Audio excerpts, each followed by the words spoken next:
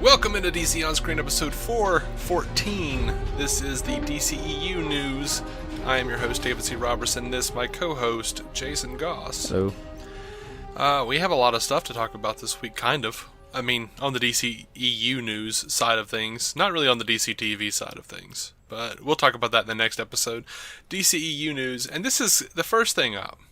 I guess first things up, I should ask you, how was your week, Jason? Oh, just fine. Just fine. We do that from time to time. Yeah. I have not had particularly eventful weeks. Yeah. I finished Young Justice, so we'll probably have an episode about that soon. We should. We need to hit up that in Smallville here very soon. Uh-huh. But anyway. So, first piece of news is kind of sad news. Well, not even kind of sad, just ridiculously sad. Sam Glanzman has passed away at age 92, and most don't know who he is, but Sam was one of the early geniuses of the comic book industry. He was really ahead of his time. Never gotten his due. Not really. But if you go back and you look at his artwork, it was nuanced, it was dynamic, really decades ahead of his time, if you ask me. He worked for Charlton Comics. He did several war titles, including The Lonely War of Willie Schultz, and he also did notably Hercules and Tarzan, amongst other things. At DC Comics, he continued to work on war stories, including Haunted Tank and Sergeant Rock. He's also touched Jonah Hex, as well as a ton of stuff over there. He also did the autobiographical USS Stevens stories, which were in DC and Marvel Comics. Now, indie comics artist Drew Ford set up a GoFundMe page to help Glanzman's family pay for his hospice care, but he did confirm, he says, "It is my sad duty to inform you that on Wednesday, July 12th at 2:30 a.m. Sam Glanzman passed away. No other information is available at this time. I will be following up with information about the funeral shortly. In lieu of sending cards and flowers, his wife Sue asks that you instead contribute to the GoFundMe page we currently have running." Now, that will also be helping pay for a tribute book. Drew Ford is actually putting all of his projects on hold because his wife asked him to put together the tribute book. Gotcha. If you would like to contribute in any way, you can email drewfordcomics@gmail.com with the subject line in all caps, Sam Glanzman tribute, last name, first name.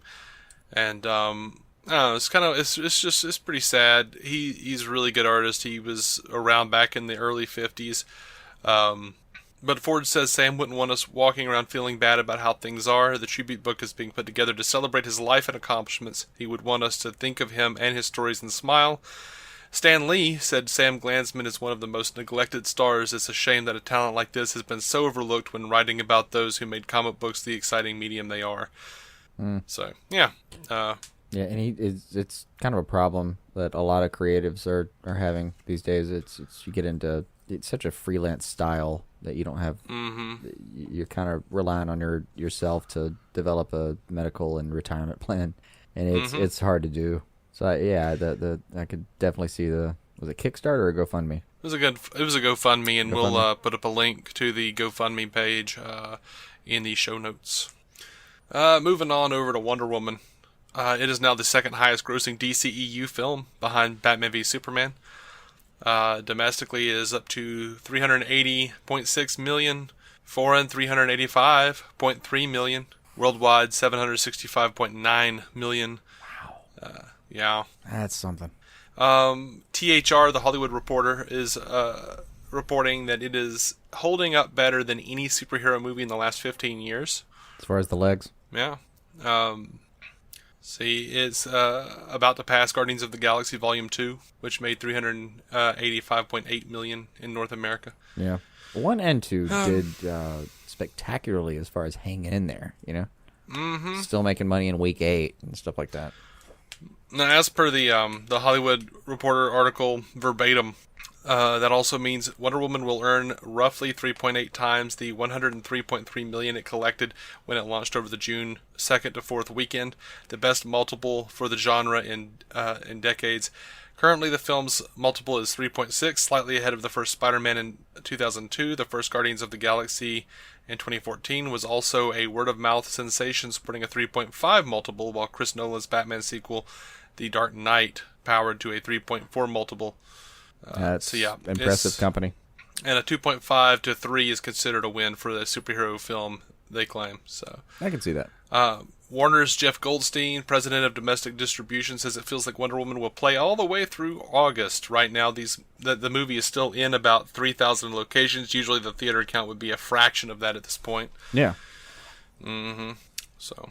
Yeah. That is an impressive resume so far.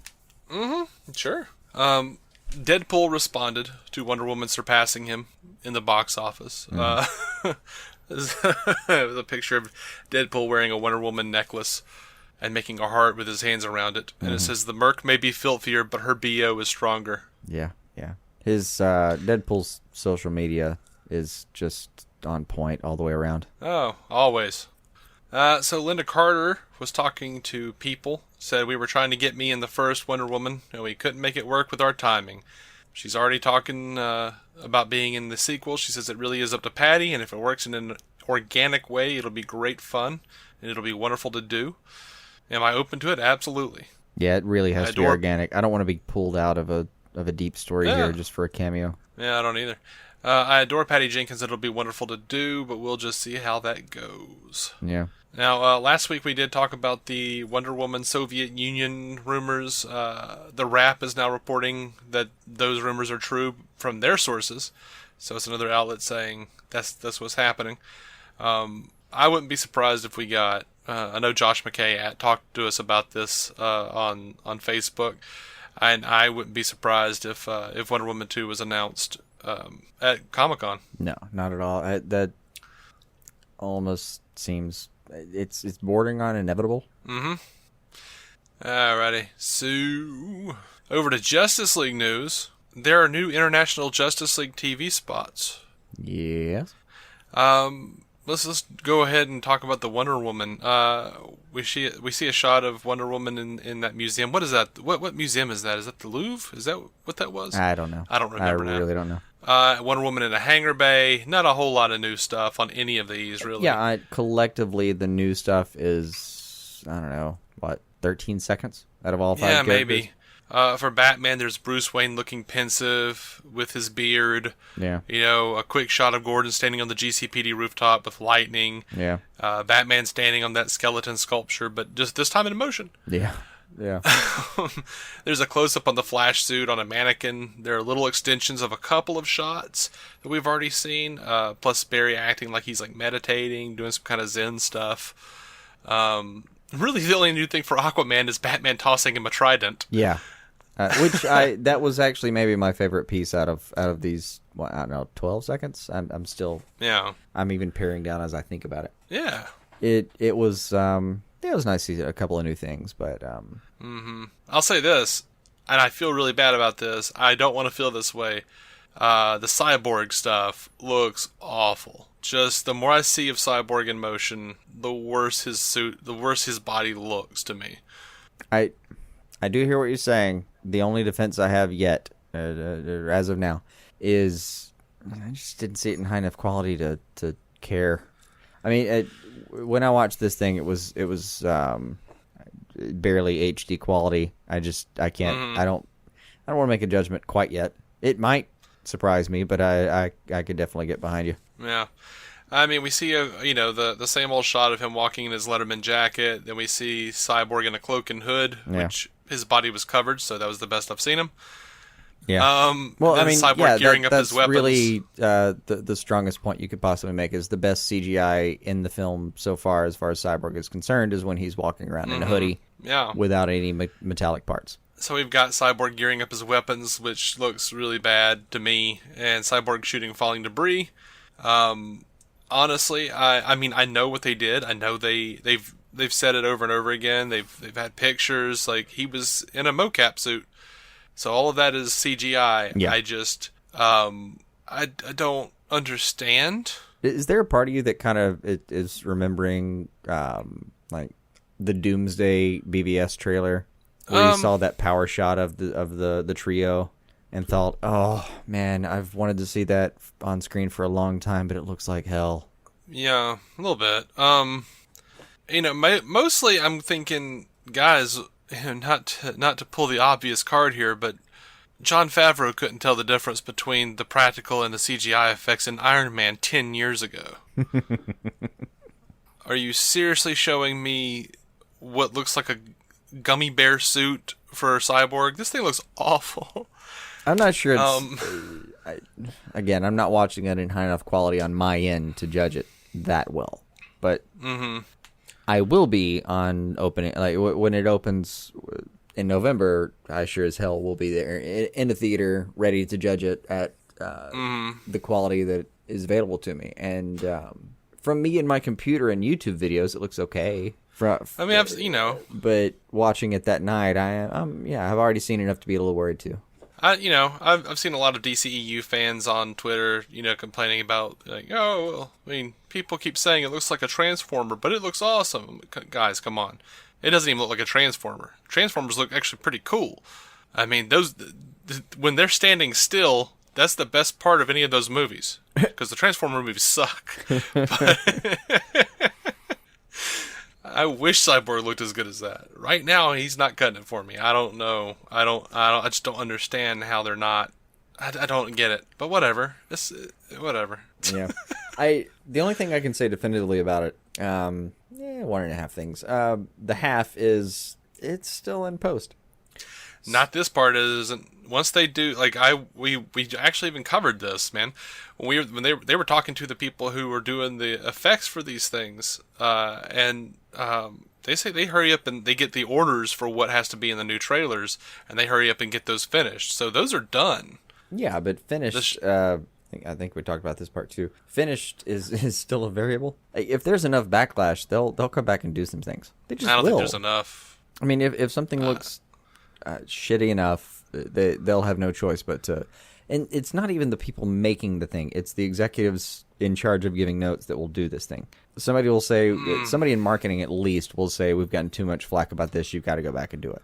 And throw another, $100,000 at the film, just saying, like, you've got to fix these shots. I'm sorry, it's getting terrible reviews. It's going to take people out. They didn't with any of the BVS stuff. I know, but again, one of the trends we're seeing is that BVS, for better or worse, it taught a lot of people involved a lot of lessons. Well, look, a lot of people have been complaining about the Cyborg look since they first started dropping trailers. Yeah. And they've done nothing to change that. So I don't believe they will change anything. Yeah. I mean, if you really told me to flip a coin, I'd say don't bother. I don't think they will either. But what's worse than that is he doesn't even look like he's there. Ray Fisher doesn't. He looks like he's a floating face on a CGI body. It hasn't looked that bad to me yet, but it could. It very well could. I'm not willing to disagree with you. I just final thought on it. It looks worse than the Ryan Reynolds Green Lantern. Ooh, I do remember that trailer, and yeah, you're probably right on at least this stage of it. Mm-hmm. Anyway, Entertainment Weekly posted a new picture of the Justice League, Batman, Flash, and Wonder Woman standing together, looking off to their right. That's about all there is to that.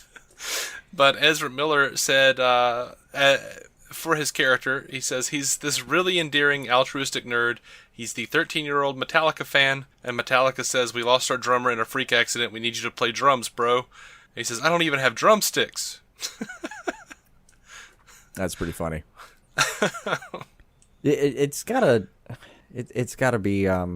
I've had this fantasy at a concert before. Like pre-gaming, like driving to it, thinking, "Oh man, I could play so many of these songs." Or even I've had bands that I went to where I thought I could play literally every single song if something happened.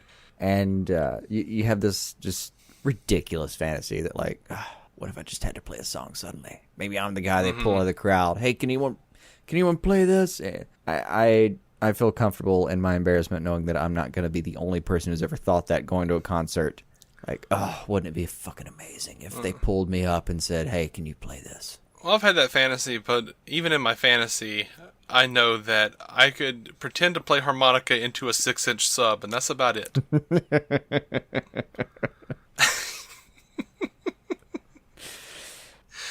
Yeah, I mean, it's still pretty embarrassing, but it is what it is. In high school, it was I think I saw Stone Temple Pilots 3 times in high school, Yeah. and every time I thought impressive. I can play every single thing. Just let me off, let me go. Let's do this. But yeah, I can't be the only one who thought that. So yeah, Ezra Miller's take on it is, as so many things he has said are endearing. Mm-hmm. So the internet was freaking out today. Zack Snyder changed his profile picture and his cover photo on his Twitter account. And that coincided with his latest tweet, the first since he left the project. The world has lost a master. Thank you for the inspiration. You changed my life with your art. You will be missed. # George Romero. George Romero passed away. He was the father of the modern zombie movie, Day of the Dead, Dawn of the Dead, which Zack actually did a remake of Dawn of the Dead. So, and he also worked on DC Comics Toe Tags. So, it's a little George Romero news. Okay. I don't know him that well, but I do know I have him to thank ultimately for Shaun of the Dead, and that makes me... absolutely. Yeah. Absolutely. I have to be cognizant of that, at least. I mean, if you've ever enjoyed Walking Dead, or hell, even, segments of great swaths of Buffy. Yeah. And True Blood, he kind of defined the horror genre in a lot of ways. Yeah. That's what I hear. I haven't seen it in detail, but I do know when a couple people mentioned him in products that I do know in detail. So Which is how it works with the greats. Yep. So you have anyway. you have to hope you're mentioned later. That's how you know you're really doing it. Yeah. You see the generation below you go, oh man, I watch this guy's films and go. I guess we should pop back from George Romero and talk about Zack removing his Justice League logo and cover photo. Sure. He's not working on the film anymore, guys. Mm-hmm. They've already said that. Yeah, I mean it's Whedon's film at this point. That's not to say that Whedon's not going to stick to, Zack's vision or whatever, but... He said exactly that he is going to stick to that vision, but... Yeah, but they've also said that Joss Whedon is going to carry the film on through post. Mm-hmm. So that means that Zack Snyder is not working on the film anymore, guys. I mean, yeah. What are you going to do? Blame him? He's got way bigger problems. Yeah, so, calm the hell down. Yeah. Instead, you know what? No, don't calm down. Just get excited about this next thing. Oh, good. That's good too. Because him. I almost want to know where he is with his life right now in certain ways. I mean, he's going through a lot, and he's finally going to deal with it. And it's been what was it been 6 weeks maybe since he announced he was going to deal with it. Something like 6 that. to 8. I'm just guessing. I'd have to go back, but yeah, a couple months maybe. That he was going back to just deal with his family. Whatever you see for the next, I don't even know how long, with what he's going through, just don't. I mean, it is what it is. Mm-hmm. You don't hold it against him. So Chris McKay was talking. Well, he said on Twitter that now this is the Nightwing director. You'll remember. Mm-hmm. He did the Batman Lego Batman movie. Sure. He said on Twitter that he was going to get a Nightwing tat to go with his Catwoman tat. And Amanda at Cassandra Kane asked, "Do you love Nightwing that much?" And he says, "The story of Dick Grayson becoming Robin, then becoming Nightwing, played out for us, the audience in the comics, in real time. It wasn't a flashback, we experienced it. So all of Robin/Nightwing's successes and failures, we were along for the ride. And people that underestimated Robin or dismissed him perhaps had their opinions changed as we watched him, quote, grow up right in front of us. His relationships, his conflicts with Batman et al. Felt real to me because he was the window character with which we experienced Gotham City." Jenny at Clark Joe's responded, "I hope the actor you cast loves him as much as you do." And Chris McKay says he has to. It has to be full commitment every day. It's going to be grueling from a martial arts, gymnastics, and stunt perspective. Also emotionally taxing. It's going to be real. I love that setup. It's a great description too. And he's right. He's comics often exist in this timeless kind of all right, kind of a bubble, you know. Mm-hmm. And he's right. Like Grayson grew up over a few decades. Yeah. And it's still kind of going in a lot of contexts. Like, yeah. Oh, that's a really good take on it. I like where he's heading. Yeah. The one thing that I didn't care for was the thing that he said he was the Nightwing tat that he was gonna get was the animated series logo or from the new animated adventures, and I've never really liked that one, so I'm a little worried. I'm a little worried about that. Okay, but if it's any comfort, it means that he's probably watched a lot of the animated stuff, and I know. Yeah. There might be a balance to that where you can forgive the graphic design. So anyway, it's been said before, but it's been said again now. Aubrey Plaza of Parks and Rec and most recently Legion wants to play Catwoman. I really don't want her to. I just don't see her in that role at all. I don't care about that as much as I care about everyone looking at that news and wondering what is Legion and watching it. Right. Also, David Ayer left Scarface, the Scarface remake. But apparently, from what I can tell, he's still attached to the Gotham City Sirens movie. A lot of people were worried about that. Yeah, that seems to be kind of that's what I've seen too. He's still around. And by the way, I saw a tweet by him because I follow him on Twitter, and he said you can't do them all, and I was like, no, and I did not know I was that emotionally invested in him returning until I saw that tweet and went, oh no, and then I looked into it and went, oh, no, he's worth it. So DC Warner Brothers have released new scheduling updates for their movies. We've been asked by a few people, Jonathan Linnett and Eli Hernandez, about what we think that it could be. Because they've released a February and a June 2020 release date. Now they've also pushed this Jason Bateman, Rachel McAdams movie Game Night from Valentine's Day to March 2nd, 2018. Like they also have scheduled an untitled WB animation film. So I don't know what's going on. Like untitled WB animation film 6/1/18, untitled WB event film 12/13/19, which I guess could theoretically be a DC film, but will probably be, I would assume, another like Harry Potter or whatever it is. The what is it called? The Fantastic Beasts and Where to Find Them series. I think without the but yes. Yeah. I would assume that would be the next that thing right there, but WB has so many ongoing yeah. properties.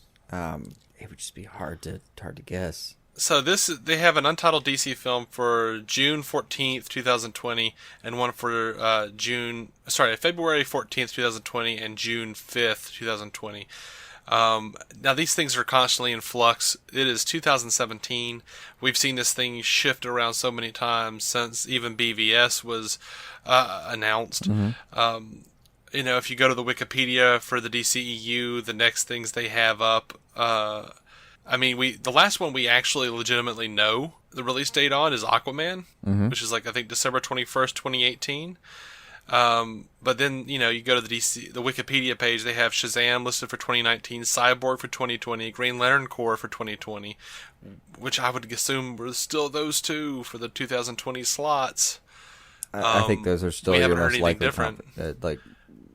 That's probably it. Really, that's probably. But because they're already going to be established, and we know we know they want to do Green Lantern, mm-hmm. even if it's not established.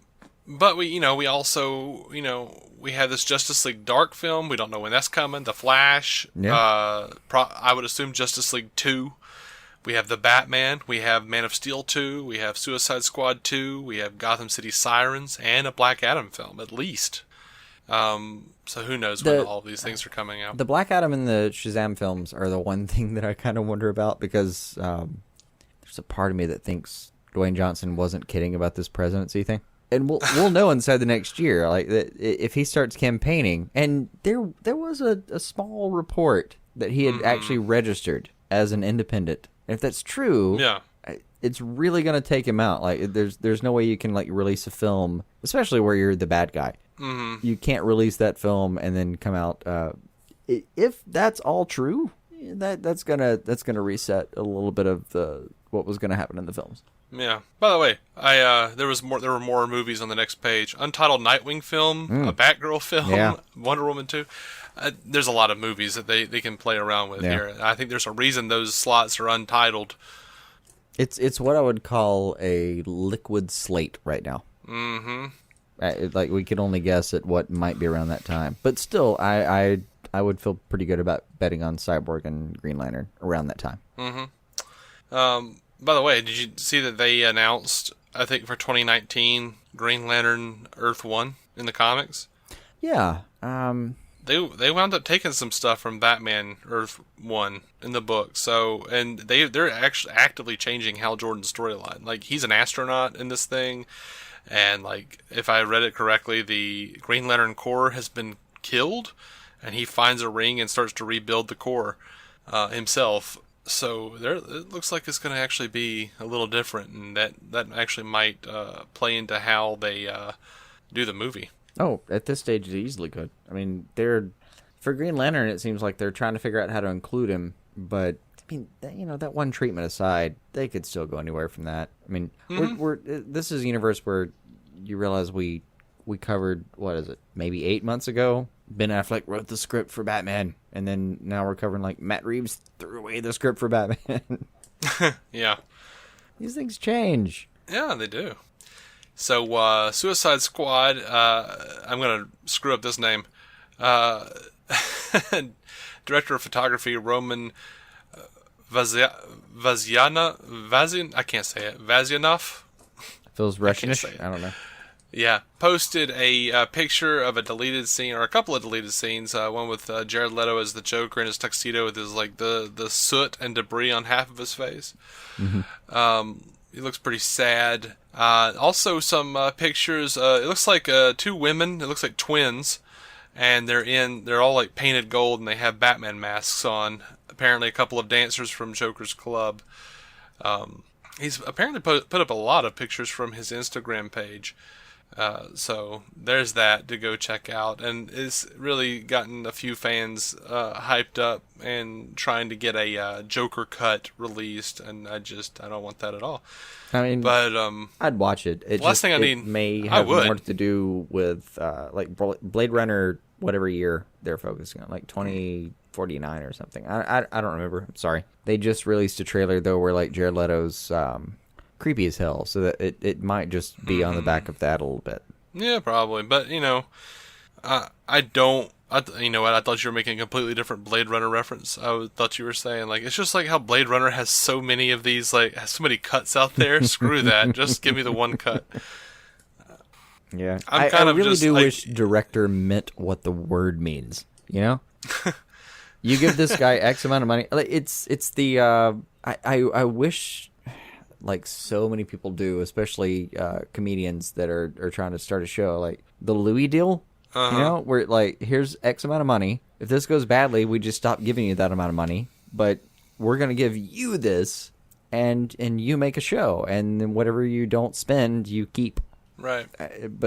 Oh man, I mean, how much do you wish some movies work that way? Like it's not a matter of this entanglement between the studio and the creative types. It's just. Yeah, man, do what you do. We got your back, and if it doesn't make money, we'll talk about it later. You know, I think I'm more along the line. I mean, I stuck up for Marvel in the Edgar Wright Marvel debacle with Ant-Man, which is crazy because I love Edgar Wright, but you know what? I don't need some auteur director screwing up the vision for the universe.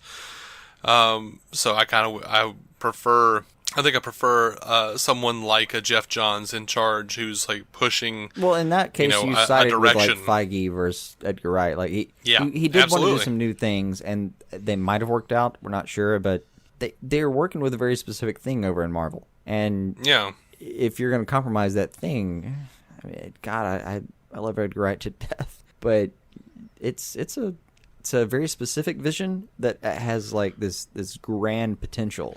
And that shouldn't be sacrificed for, an Ant-Man film.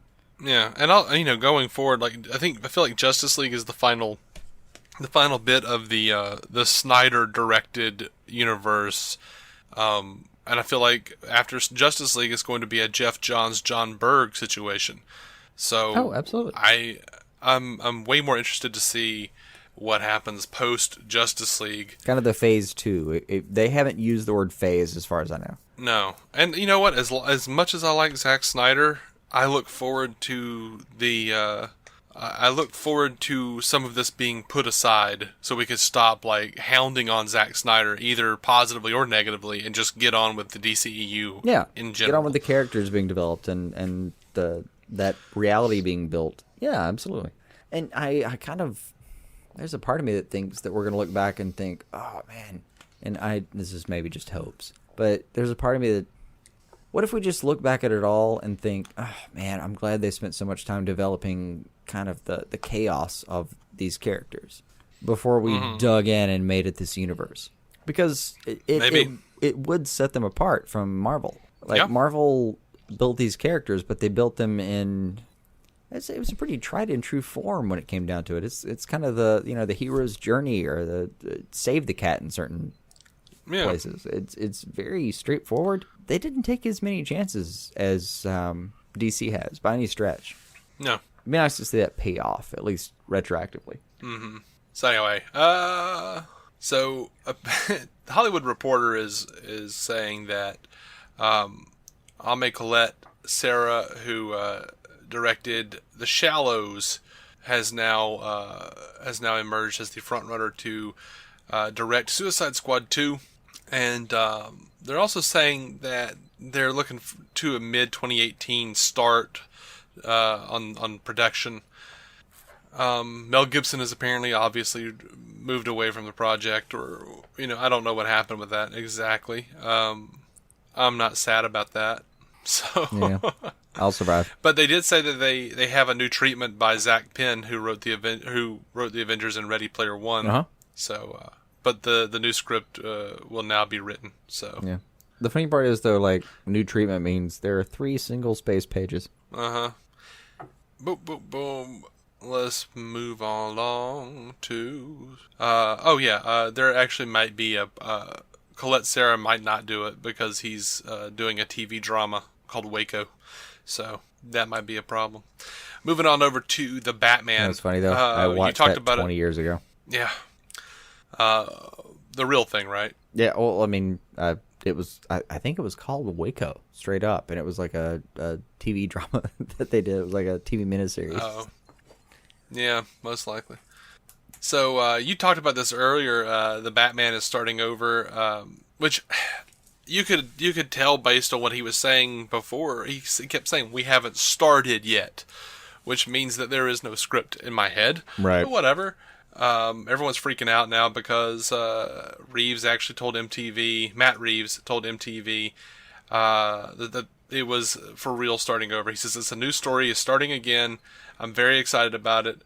Now, Variety, though, claims that they are looking to put the movie out in 2019. That feels about right. That. I mean, we're only a year and a half away from 2019 at this point. Yeah. Now, this is pretty interesting, though. Matt Reeves was talking to Uprocks, and he says, when I come in, what I say is, look, first of all, you're asking me if I'm interested in this franchise. I am. I love this franchise. I've loved it since I was a kid. But here's the way in which I'm interested in it. And if you're not interested in it that way, then that's totally fine. And the good news was, they said, yeah, we're really interested in that way. And I remember this on Dawn, too. There would be moments where I came in for a pitch that was a certain version of the movie, and somewhere along the way, because they didn't know me or whatever it was, they'd say, why don't we do this? And I would just simply say, but that's not the movie that we talked about. That's not the movie I want to do. And I have to say that they always backed down when it came down to that. And it's kind of the way that I've always done it. And here's the thing. I'm always happy not to do something. I'm usually looking for the reason to say no. You gotta like that set of testicles. That's pretty solid. Isn't it? Yeah. I don't know what his take on Batman is, but I can at least respect if he stands by it. Mm-hmm. I mean, what I've heard, I like what he said. He says noir. He said detective. Yeah. He said, Hitchcockian. Yeah. Anyway, we have some listener feedback. First up, we have a voicemail from J. Scott St. Clair, and I'm going to play that now. What's happening, DC on Screen? Long-time listener, first-time caller, J. Scott St. Clair here. First off, just want to tell you how much I enjoy the podcast and look forward to it each week. You guys have a great format, and I appreciate all the time and energy that goes into the show. Okay, now that the flattery is out of the way, I'll pose a question. We all know that Batman has what is arguably the best rogues gallery out there. And what's so great about his villains is that each mirrors a facet of his personality. So, excluding the Joker, who's your favorite Batman villain and why? For me, it's tough to choose, but I gotta go with Scarecrow. I just love the fact that he taps into the fear that Batman instills into his own enemies and criminals. So I'm be curious to hear what your thoughts are. Keep up the great work. Thanks, guys. All right, man. Thank you so much for the kind words. Yeah, thank you so much. Glad you look forward to the show each week. And by the way, J. Scott St. Clair, he's a common liker and engager on social media. So really do enjoy, and I appreciate everything, man. Hell yeah! No, it's enough to go to sleep some nights. Do what? It's enough to actually go to sleep some nights. That sounds like some exaggeration, but no. This brings me hope and joy. Oh, okay. Well, that's good, man. That's all I have. I just take melatonin. I just take my melatonin and go to sleep, man. I just lie there hoping someone cares. Now, you asked who our favorite non-Joker Batman villain is. Personally, I'm going to say it depends on the origin. Like, just as a default, I'll go with the animated series origins. As, in my opinion, is the best iteration of those characters. Sure. Given that criteria, I'd say probably Two-Face or Poison Ivy or Harley Quinn, and I can't choose between those three. Also really love the TAS version of the Riddler. Not so much the New Adventures Riddler, but we only really saw him like the once. But yeah. Like the proper Riddler from the animated series was one of my favorites. And everything yeah, absolutely. Yeah. I don't know. What do you say, Scarecrow? I figure you say Scarecrow. Yeah, I really gotta side with him, like outright. First of all, I completely agree with his point about the reason the Rogues Gallery is so good for Batman is Batman is such a human and relatable character, and a lot of his villains just reflect some side of him that you can relate to him in so many ways. I mean, you can almost go through the list. Like Penguin, he is a rich guy too. He could have gone that way. Like Raj, or Raj, if you want to, but Raj Al Ghul, like he is though this. He's this guy who is kind of a chosen one in a way. I mean, he grew up. Like, he could have been just the next in the Wayne Industries enterprise, you know. But he has this chosen one aspect. Like Catwoman, he's got this burglar side to him. Mad Hatter, he's got this Mad Hatter, and Hugo Strange in particular. He's got so much psychological training that I really respect the way they, in so many instances, like it portray Batman as being a psychological warrior before he ever has to actually punch somebody. Sometimes he isn't necessarily punch first. He is intimidation first and mind games first. And that being said, like, you go over to Riddler, and Riddler is all about mind games. And there's a part of like that in the world's greatest detective that's being tested constantly. And there's always the Joker who's just throws all of that out the window and just says, "What if I just fucked with you?" And that's all gorgeous. But yeah, I gotta agree with him, man. He's right on point to me personally. Like what resonates for me. Yeah, Scarecrow. He's the most untapped and my favorite villain of the Batman canon. Is just this guy just represents fear incarnate, not because he is himself fearful, but because he is also obsessed with fear, and so is Bruce Wayne. Yeah, like, there was that moment where he was afraid in his childhood, and then that has manifested itself in so many ways. See, my favorite thing about and thinking about it here, I'm gonna lean into Two-Face if we're doing the animated series versions, because Good version. Really good version. Well, I mean, even to the understated elements of Two-Face, yeah, we had the whole thing with Grace and his alternate personality, but one of my favorite things about the animated series version of Two-Face, which I don't think we've seen anywhere else really, No, the judge, I think, is theirs. Gosh, yeah. But going back, like Harvey and Bruce are like best friends. Yeah. But I love that they both have this dark side of them that they hide from each other. Bruce being Batman and Harvey having big bad Harv. Yeah. It's one of the unexplored aspects of Gotham that I thought they were really going to be taking on, and there's so much more they can do haven't. But they also haven't, like, they both choose public service. They both care about the city. They both care about justice. But Harvey's darkness consumes him, and Bruce has to just kind of, it consumes him as well. It absolutely does. I mean, he goes out and breaks bones on a nightly basis. Oh, absolutely. But he also has to, like, pull back to not become Harvey. Yeah. And especially when you consider... And he could. Like, Bruce has so much... You got to realize, like, Bruce, if he decided, would be Gotham's greatest enemy, you know? Yeah. But in taking... in holding back and not letting the darkness that is Batman completely consume him, Bruce exercises an extreme amount of control. Harvey has given up control and leaves everything to chance. I love the dichotomy of all of that. It's fantastic. All of that is gorgeous. And I say, probably throughout the series, the thing that I hoped for the most was that they would have, some sort of wrap up that showed that, Bruce was finally able to cure Harvey in some capacity, but I don't remember anything like that aside from the judge. Yeah, no, which didn't do that at all. No. No, and so yeah, I guess I'll say Two-Face. I kind of like it being that way. That it's so different. And again, there's you can pick certain characters, like even Catwoman, who is apparently now very much not an enemy. Yeah. There's this or maybe she's more of an enemy. Yeah. They may be building that in, but we'll see where the books take it. I don't know.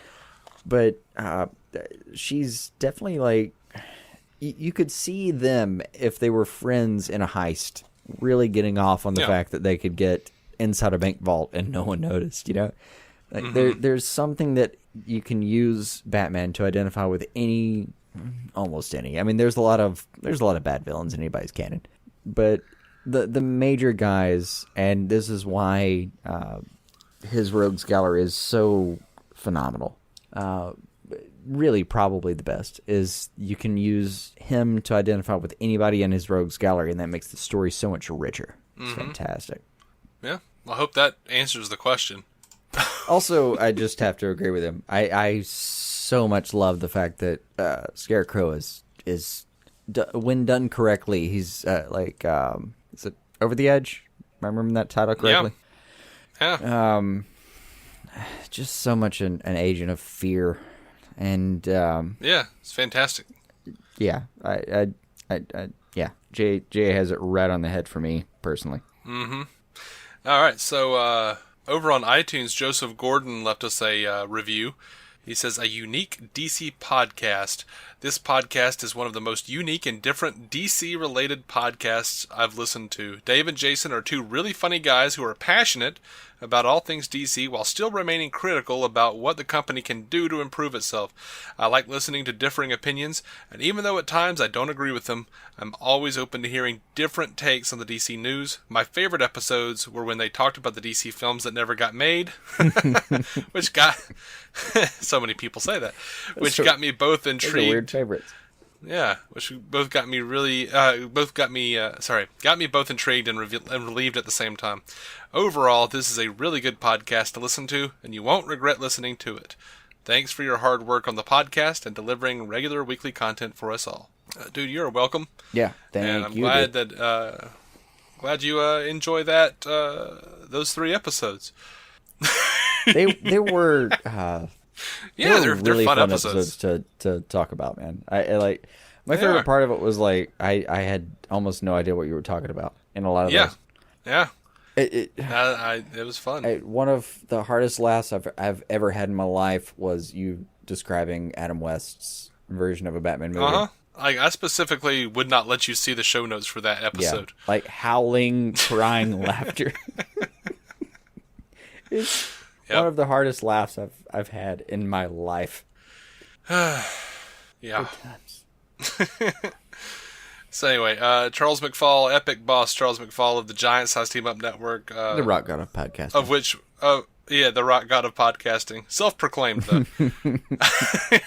I'm willing to give it to him until further notice. Yeah, I don't know. I'm not even sure what that means. I don't either. That's kind of that's a good reason to just be like, yeah, man, go. Sounds impressive as hell. We'll play back if we need to. Yeah. It says, you guys are still the prettiest and most beloved of the GSTU. Don't tell the other hosts. I'm pretty sure the other hosts know. Also, can't possibly be true. I don't know, man. Every time Charles does like a live feed or posts anything, like the other hosts are just like ragging him about how much he loves DC on screen and how we're like paying him to agree with us. Which I would never do that. We can't afford to. That much is public record. But I my thought is, to what end? I mean, how much can we afford to put in that battle? I don't know. Yeah. I do love the guy and his enthusiasm. Absolutely.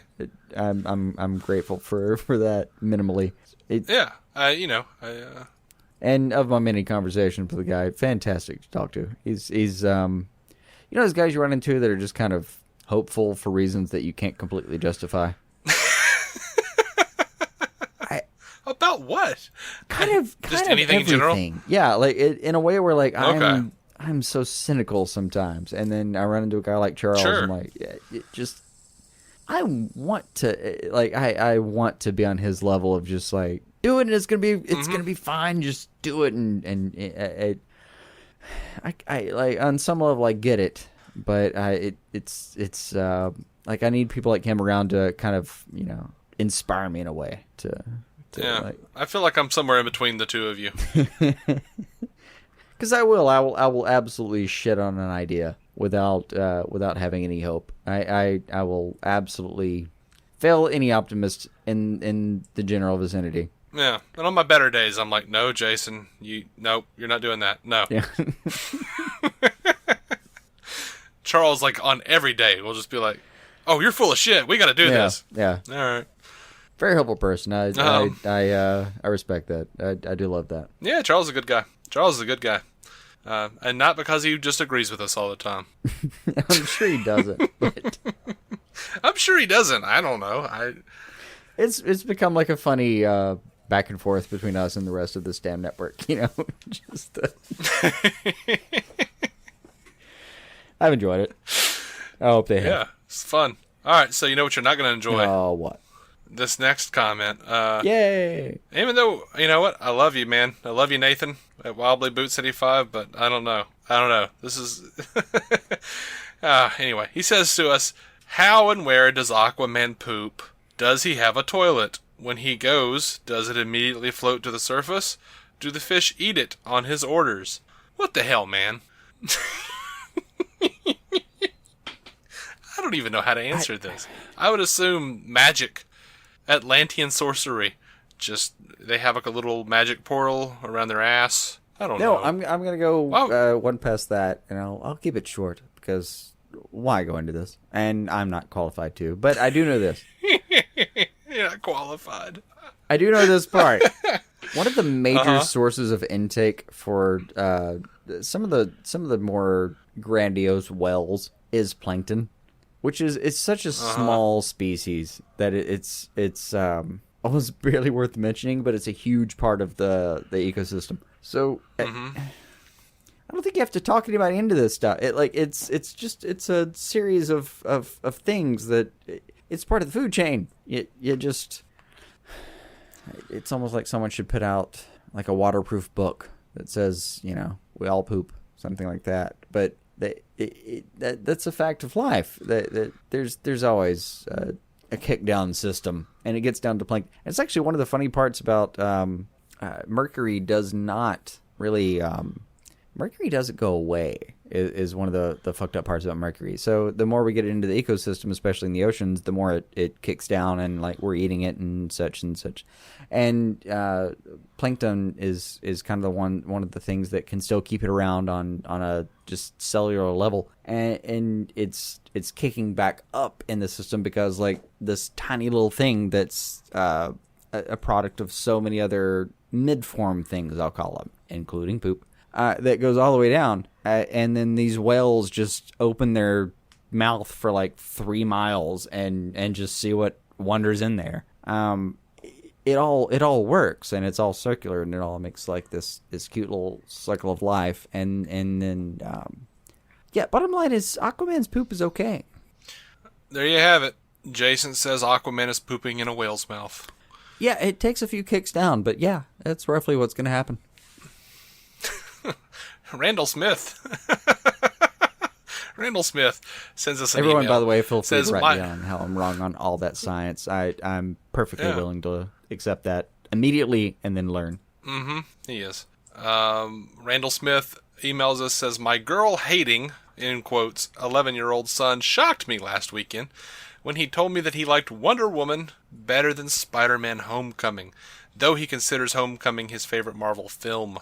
Anyway, how do you think a Huntress movie would do if she is somehow introduced in the upcoming Batman/family DCEU movies? Doesn't look like she's returning to CW, even though she was a highlight of the rest of the first season of Arrow.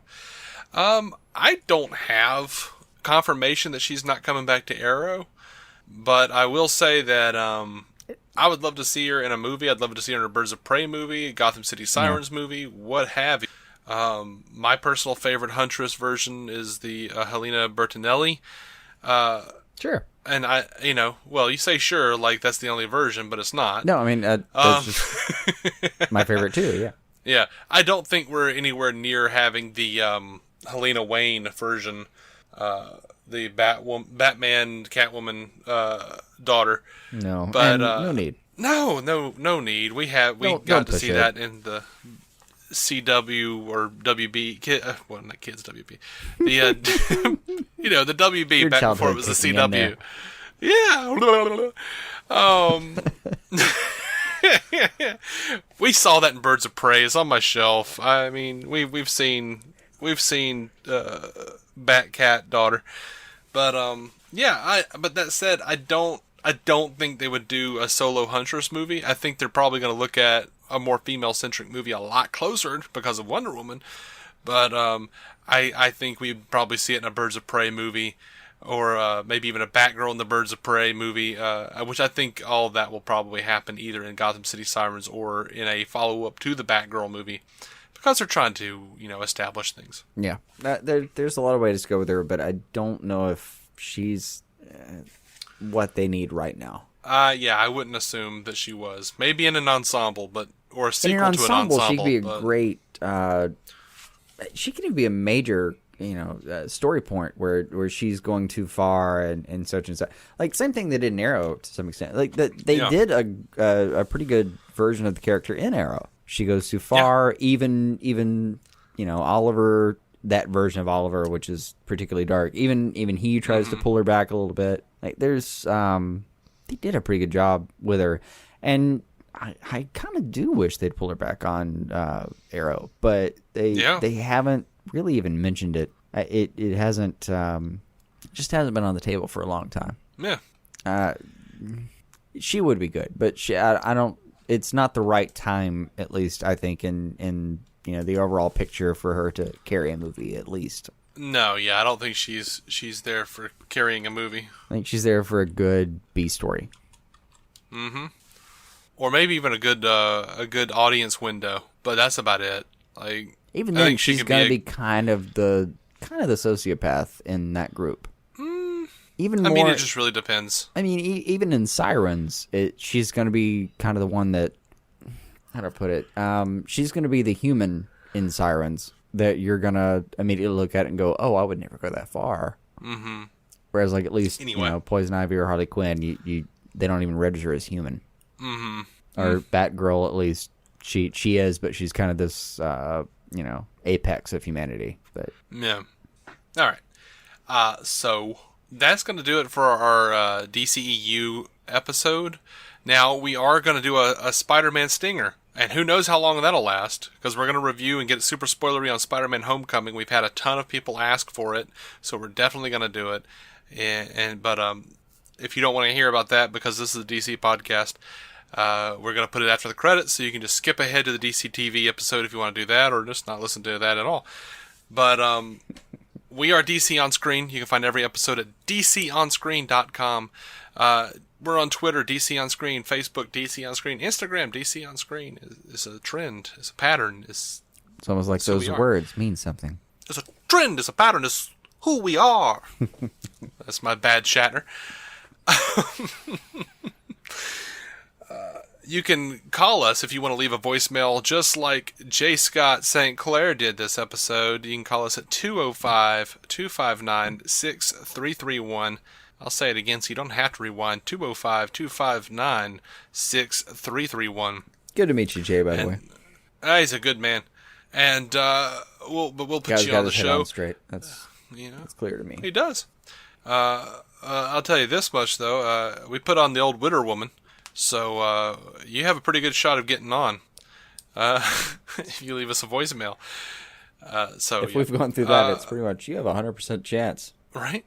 Anywho. Unless it's literally unusable. Yeah, like if it's like, 10 minutes of hate speech or something. Yeah. No one will ever know. Yeah. Anyway. If you filled up like a bullhorn with cotton swabs and Jell-O and left us a message, that's probably just nonsense. We can't use that. All right. Just trying to imagine anything that's completely unusable, and that comes to mind. Mm-hmm. Mm-hmm. Other than that, you've got a pretty great chance. Yeah. So, anyway, we're going to go ahead and dip out of here, and then we'll be right back right after the credits, still part of this episode, to talk about Spider-Man Homecoming.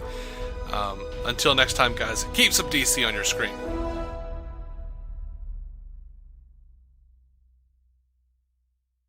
Welcome into episode 414's After Credit Stinger, where we're going to be talking and getting super spoilery on Spider-Man Homecoming. We know that this is a Marvel property, that's why it's in the stinger. Mm-hmm. And we're not doing an entire episode devoted to it. So a whole bunch of people asked us to do this, and I think it's just become like one of those things where we just have to do it now, because like a lot of our listeners are just like, please do the Marvel thing after the credits again. I'm happy with that. Right? I am too. I like talking about this stuff. Yeah. I love superheroes, man. I'm not, like I said, I love both of them. Yeah. So. Yeah, we're not discriminating against, of all people, Spider-Man. No. Love me some Spidey. And, as I said on my own personal Twitter, at David C. Robertson, dude, Tom Holland did what Tobey Maguire and Andrew Garfield never could. He played Spider-Man. Like, this kid is Spider-Man. Like, he is the comic book rendition of Spider-Man. Yeah. He's funny, he's nerdy, he's all the things I wanted out of a Spider-Man. Yeah. No, he's this wonderfully insecure person who happens to also be a fucking superhero. Mm-hmm. It's, God, this is easily the best version that has ever hit any screen. Yeah.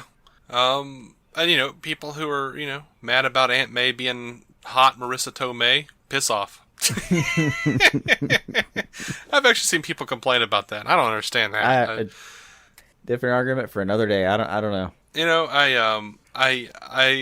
Aunt May was always like my least favorite element of the Tobey Maguire movies. She was just kind of there for the others, but she was just always like giving these like grandiose speeches that kind of hinted that she knew that Spider-Man was Peter Parker. But this movie did a wonderful job of nipping that all in the bud. Mm-hmm. And you remember the animated series and in the comics, she just hated Spider-Man. She just thought he was a piece of shit. Yeah, there was this Jameson effect that affected a lot of the characters that were involved in his universe. And that seems way less realistic than what they've done here, where he doesn't really have his, his social nemesis, I guess, quite yet. Mm-hmm. Might end up being that Flash dude. Yeah. That's definitely something to explore. But he definitely has, and it seems more realistic in a lot of ways. Like, he's some kid who grows up with his aunt, Uncle Ben's gone, whatever. That seems like a realistic relationship that him and Marissa Tomei have developed. And the last scene where she walks in with the "what the," yes, just fantastic. Cut to Blitzkrieg Bop, which was amazing. It was an amazing reference to the fact that the Ramones did a pretty amazing rendition of the old '60s Spider-Man theme to great acclaim. Mm-hmm. So I enjoyed seeing the Ramones there in the end credits. Yeah. As I've said before, that was one of my favorite parts of the score was using the '60s credits or using the '60s theme to like. I absolutely love that. I absolutely love that. It was Thank fantastic. you, Michael Giacchino. Yes. I love this rendition of Peter Parker. I loved his version of Spider-Man. I loved Ned Leeds being his best friend. That was new, but I think it worked. And that actor, I don't remember his name, but he was amazing. He did a great job, and they built the role well. Where even his role has its own character arc, where he's the guy in the chair, at some point. Yeah, and they didn't leave anything open with him. He is this wonderful emotional foil for Peter. Like, especially him at the party, like, you feel terrible for him, him, and he's in his hat, and the hat's going over well, but he's not, I can't help if they're gonna push that into him becoming a supervillain, because in the comics, Ned Leeds became the Hobgoblin. I don't think they have to in this case. They don't have to. I'm not saying. I never said they had to. No, absolutely not. I mean, but why not? They could. They absolutely could. But he does build so well into what they're doing. And one of my favorite little moments was later when he actually has the, I don't even know what you call it. What were they calling it in the film? The web shooters, He gets the nice shot from Peter out in the parking lot. It's a really great scene. That character in particular has a wonderful arc, and he's hilarious. He is. He's great. He was a wonderful addition to the film. Yeah, and I would love to keep him around and watch these characters as they grow. I would love to see Norman Osborn come in, Harry Osborn. You want him to be like another kid who got beat at the prep, like at the what's the name of the competition they were at? I'm sorry. Oh, I know what you're talking about. It's not like debate. I was in this when I was in high school or junior high actually. Oh gosh, I don't remember what it's called now. Here's the fucked up part is I was in that thing and now I'm blanking on the name of the actual thing. So that's full circle. Trivia team, whatever. I'm sorry. I'm sorry. We're forgetting. Completely forgetting that. You were in it, and I've seen so many Girl Meets World episodes where they were doing it, but I don't remember. Oh. Yeah. Oh, I was really happy to see that actor though, in charge of it. What's his name? Martin Short. God, I'm forgetting so many things now. It's been a couple weeks. I haven't really gotten to think about Spider-Man since I saw him. Are you talking about their coach? Yeah, their coach. Was it Martin? No. Yeah. Martin Starr. Martin Starr. That's it. Yeah. I have never seen him and not absolutely enjoyed the shit out of myself. It's never happened. Well, yeah, and I enjoy seeing him. I know him from the Apatow stuff, Freaks and Geeks and Undeclared. But, I was pretty happy that he was in there. Party Down, even popping up a Community on, one episode. I was just so happy with him. Yeah, and he's a carryover from the Incredible Hulk movie. Mm-hmm. He's just gone on to do this now. And he's the same character, they said. So. Yeah. That's what they claimed. I don't know. It's entirely possible they'd like just cast it, put it in, and went, "Oh shit!" It was no, that's intentional. We did that anyway. I actually, just to make sure, I looked it up just a second ago, and the Marvel Cinematic Universe wiki has them as being different names, but I literally just read an article where they were saying that it was the same character. So I don't know. I don't remember Amadeus Cho being a name in The Incredible Hulk, but whatever. That one's been a while. And let's face it, we all kind of consider that a tangential part of the universe. A little bit. But yeah, so I pretty much, like, I don't necessarily, while I enjoyed Zendaya's character, I don't necessarily consider her to have been integral to the movie. MJ? Well, as she is apparently called, but to be clear, Kevin Feige did come out and say that she is not Mary Jane Watson and never will be Mary Jane Watson. They just thought it was a fun little joke, and apparently people freaked out too much. Oh. Yeah, I'm a little back and forth on that. Like, in the theater, I thought, okay. And afterward, when everyone freaked out, I thought, calm the hell down. But same thing, you can't bring up, you can't use MJ in a Spider film and not expect people to freak out. Like, that's either them backpedaling or just really bad foresight. Yeah, that one. I don't know. With the latter on that one. I understand that they didn't want to like really jump into Gwen Stacy. They didn't want to jump into Mary Jane. I want to see Gwen Stacy and Mary Jane. I want to see Gwen, like, one of my favorite, and I'm on record as liking Amazing Spider-Man 2 for the most part. One of the things I loved about that is they killed Gwen Stacy in that movie. Spoilers if you care to go back and watch that movie. No, but used a very similar effect. Right? It was really well done, actually. One of my favorite scenes in all of the Spider-Man being on screen. Yeah. So I would love to see Gwen Stacy come in. I would love to see her, become a love of Peter's life and wind up getting shellacked by the Green Goblin or by Spider-Man's web, whichever way you fall on that side of the argument for the old school Spidey fans. Sure. Because there are a lot of people say that, like, oh, she wasn't dead yet. When she fell and he grabbed her with his web, the momentum snapped her neck. So then he killed her. And, there's always that. I mean, they did have that snap onomatopoeia when he grabs her and you see her neck snap. I mean, that's how the comic book plays out, is that him trying to save her killed her. Well, was she... Well, they never completely said. She may have been dead before. It's possible. Goblin it's threw just her that, off. like, when he blames himself, there's no reason for him not to. And at least that is an interesting story arc. Absolutely. So anyway... loved Ned, loved Martin Starr.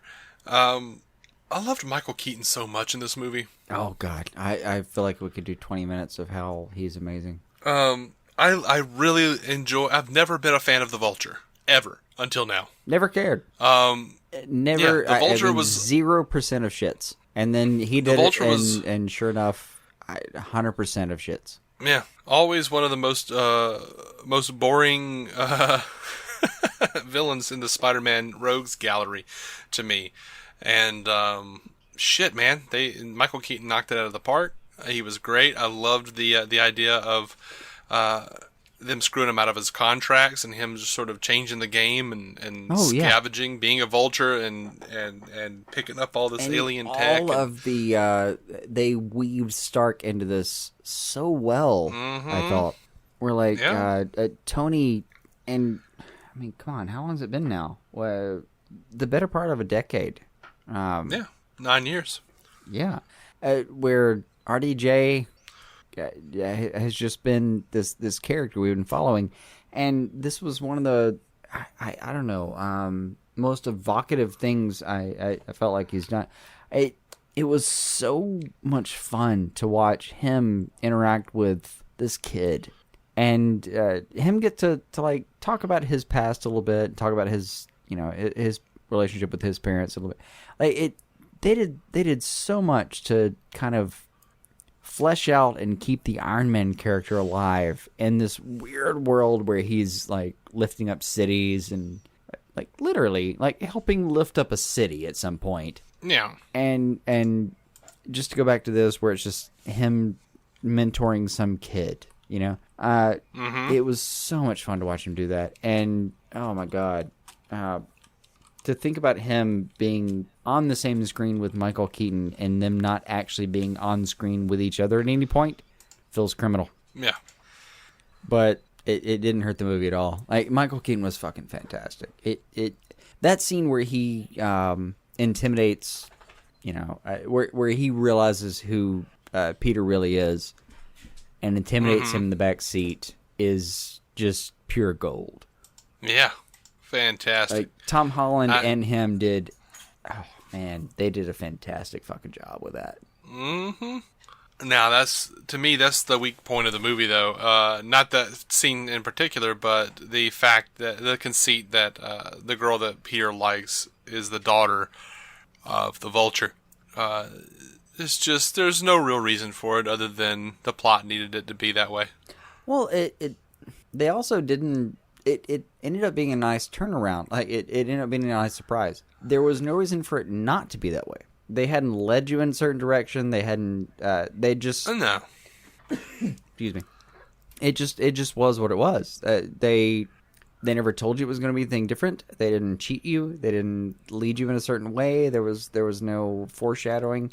It just turned out to be that way, and it worked. Well, it worked, but it was also horrendously convenient. It was, but only if you look at it, in my opinion, only if you look at it in kind of the, if we had ordered this from a website and hoped for the best, it would have been too convenient. But what?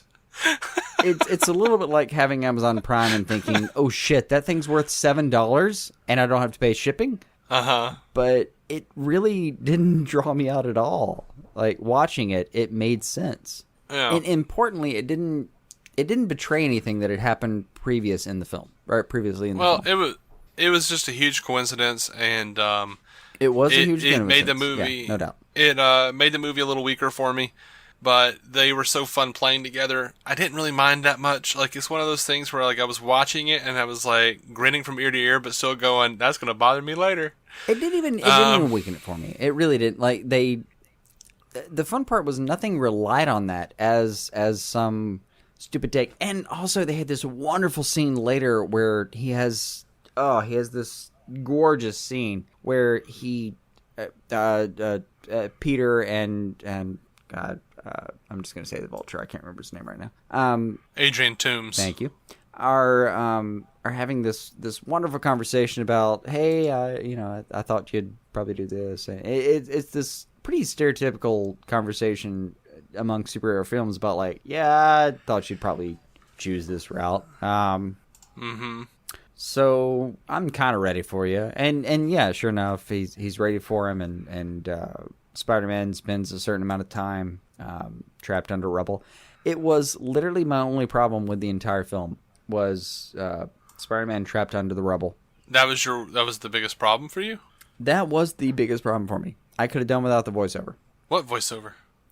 Shit, I'm trying to remember it now. Was there a voiceover? There may have been. I remember him talking, but I kind of feel like it had to be there for the scene, even if there was a voiceover. It was the Tony voiceover. If you need the suit, you don't deserve it. Oh, no, that was good, because that was the only thing we really had to mimic the scene. Like, that's from that shot, that scene is from Amazing Spider-Man 33.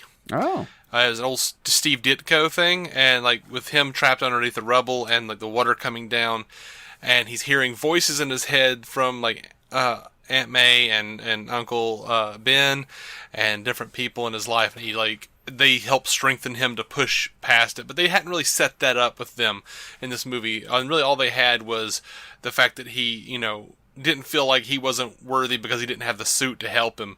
So with Tony coming in and doing the voiceover, I was good with that. All of that was really cool. And I was really glad that they finally, because that's an iconic scene in Spider-Man history. I was really glad they had that back, or in a movie at some point. When it was funny when he was trying to save the fairy, and he was like throwing the webs out, and he starts to he's like stretched, he's trying to pull. Yeah. Bethany leans over and goes, "Are they seriously doing this again?" And like Tony flies in, and I'm like, "Nope." He ain't earned that shit. Mm-hmm. But yeah, that's a pretty iconic scene. So the voiceover was heavily needed. If anything, I think it made it maybe a little weaker that they didn't have all the backstory with May and Ben and all. But I felt like the Tony step in was fine there. And quite honestly, I don't need another Uncle Ben floating in saying, "With great power comes great responsibility." No, that's fine. And they alluded to the word, responsibility a few times and power a few times. Yeah. And that's great. I like how they kind of mentioned the concepts a few times. But it did feel that was the one point in the entire movie where I kind of where he was laying there and it was the one point, really, where I kind of thought, yeah, you could have just shown that, not told. Like, I could have done without that voiceover. I was good with it. And, also, he, like, looks down and he sees the image of himself with, like, the Spider-Man mask is laying there and he sees, like, half of it and then his own reflection in the other half. That was for me. Great. If they'd just done the reflection of him with, like, him having that moment internally and then not doing the voiceover. Because the voiceover actually drew me out in some fourth wall kind of aspect. If they'd just done him seeing himself that way in the water, I would have been perfectly happy with it. That was seriously in the entire film. That's my gripe. That's all I've got. Like that's it. It was fucking fantastic. I enjoyed myself. I don't have that. I just really have the convenience of Toombs being Liz's dad. Now I'm fine with that. I'm good. Well, that and Liz not being all that, Because, let's face it, she wasn't all that. I don't know what you mean. I don't know. She just didn't seem like all that to me. I don't know. She didn't seem that cool. That amazing. I don't know the context for that. I mean, she was one of the cool enough characters that she was the classic kind of slightly above it all high school cool kind of character, Yeah, which is probably why I don't think she's all that. I didn't feel like they really sketched her out enough to justify. But, Peter's like 15. Mm-hmm. 15-year-olds, unabashedly love people they've never even met. Whatever. I don't consider it a real problem. It is our nature. But loved the Vulture. Loved, that actress, though, she did a fantastic job when she's leaving. And because they're moving out of state. She really did a fantastic job of being sad that she was leaving / annoyed with Peter for not telling her the truth about things. Yeah, she was solid. The actress was solid. I just didn't care about the character as much as I should have. I did still care. Because if nothing else, she drove Peter to make certain decisions. Mm-hmm. And did it well. Yeah.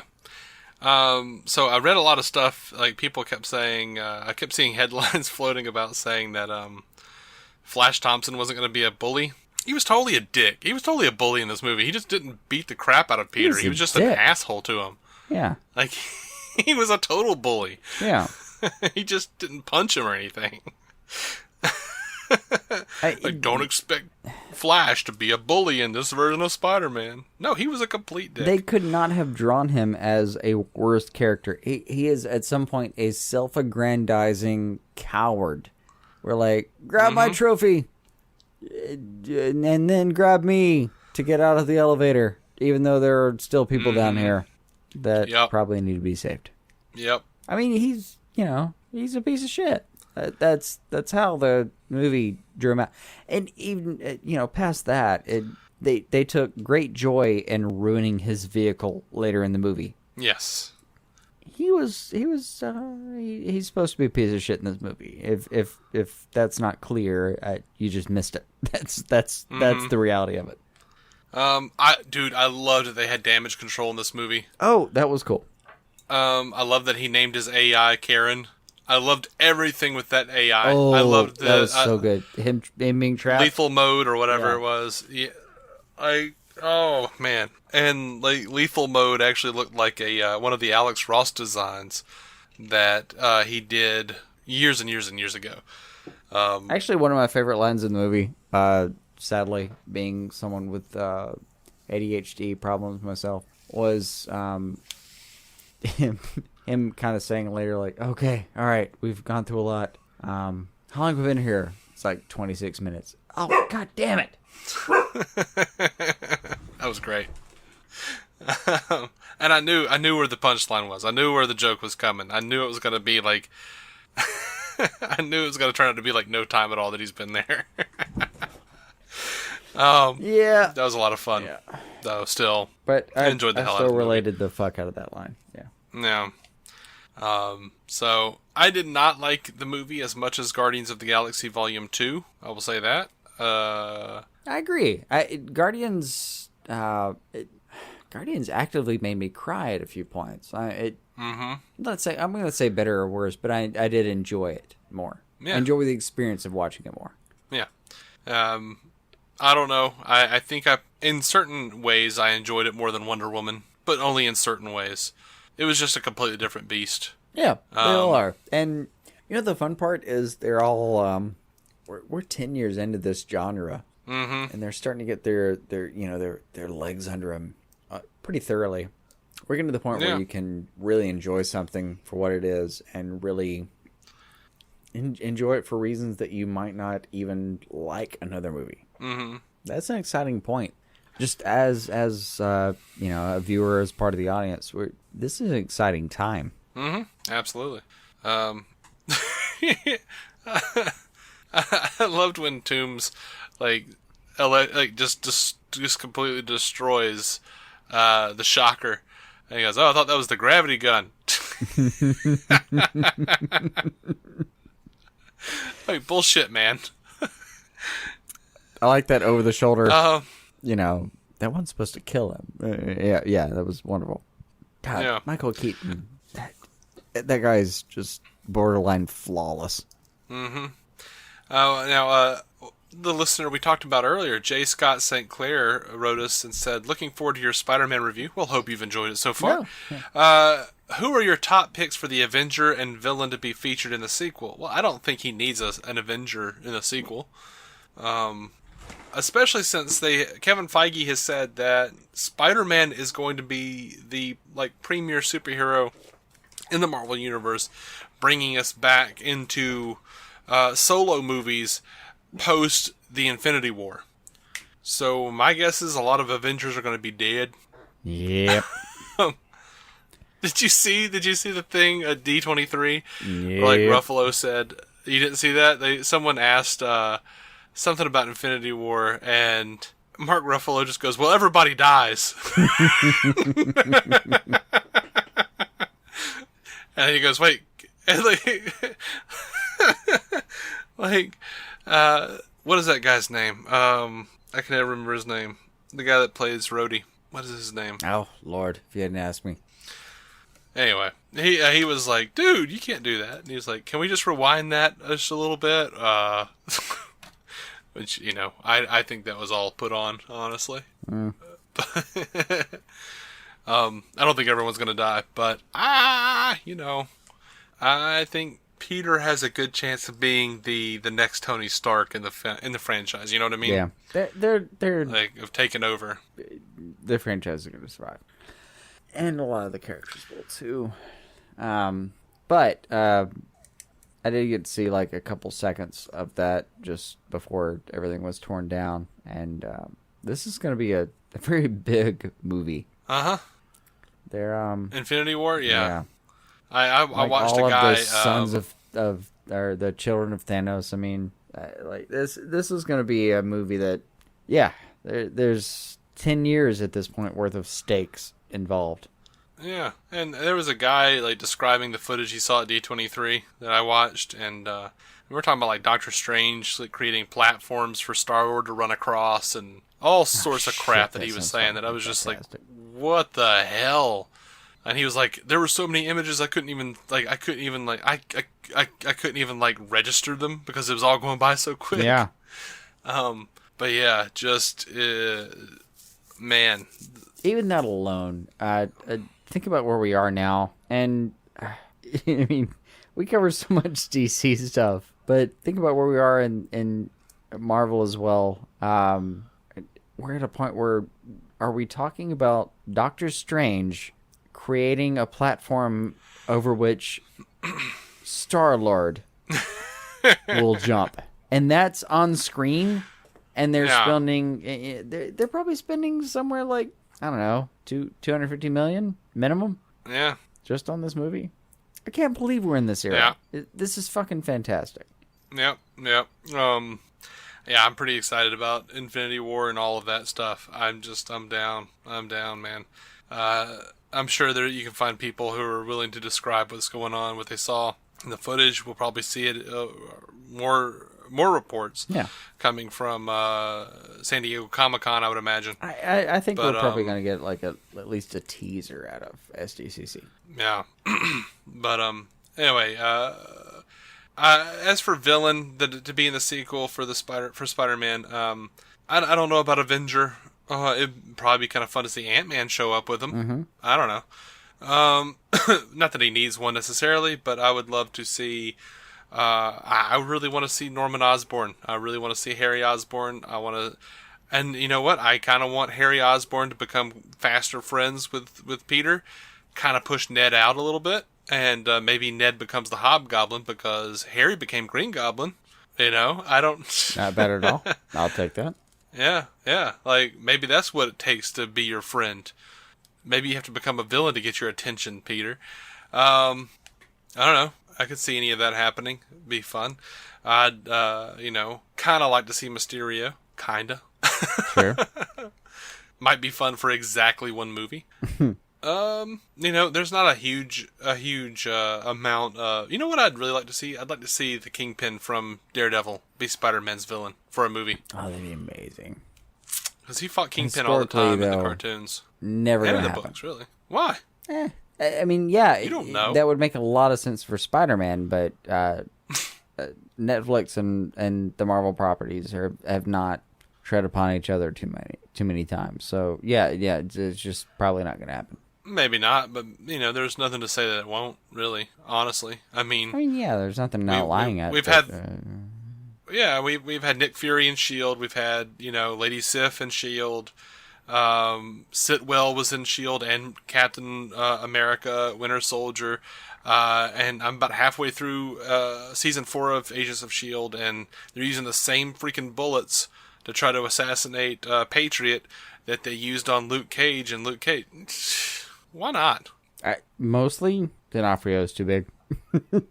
D'Onofrio said he wants to do it. D'Onofrio actively said he wants to be in a Spider-Man movie. I know. It's just still. What do you mean D'Onofrio's too big? He's too big, not too big to be on a Netflix series, but he's too big to be in a Spider-Man movie? Nah. I would love it. I would really love it. I'm not saying it will happen. I'm not saying it will happen. I'm just saying I really want it to happen. They've really got to commit to it, though. And I would love it if they did, though. I mean, seriously, do Spider-Man Homecoming, as we've seen, and then another one where they kind of address several villains, and then another one where it all culminates in D'Onofrio and early 2021. Oh my God, I would love that fucking movie. I would be willing to bet on that right now. Yeah. And of course, I want to see Gwen Stacy. I want to see Mary Jane. I want to see J. Jonah Jameson. I want to see all these people. Absolutely. So, but yeah, enjoyed the hell out of the film. Thought it was a lot of fun. And, I don't know. You got anything else? No, really loved it. It still cracks me up as, I have never felt more crowded in a film on its opening night than I did that night. It was pretty full when we went to go see it last Wednesday. I mean, I literally just had to hunker down between two people. Mm-hmm. I love the coach, the gym coach. That was just like, pretty sure this guy's a war criminal now, but whatever. Mandatory that we show it. Yeah. Oh, Cap.